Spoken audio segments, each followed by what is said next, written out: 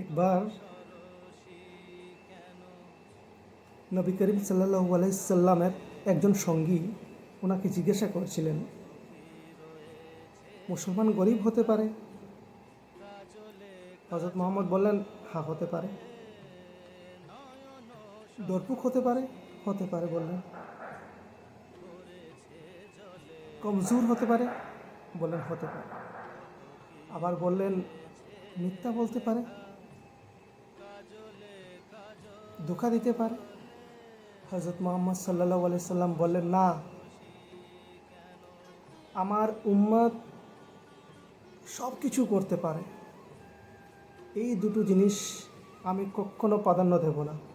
একটা হচ্ছে ধোঁকা দেওয়া, আর 2 নম্বর হচ্ছে মিথ্যা বলা।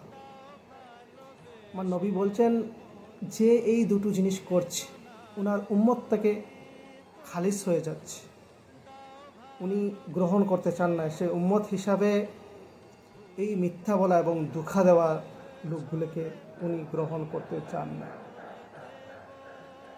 কিন্তু আজকালকের দিনে মুসলমান হচ্ছে সবচেয়ে বেশি মিথ্যা বলা, সবচেয়ে বেশি ধোঁকা দেওয়া, সবচেয়ে বেশি প্রতারণা করা এবং অসম্মানিত করা।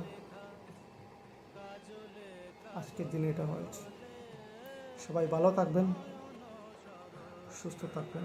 খোদা হাফেজ।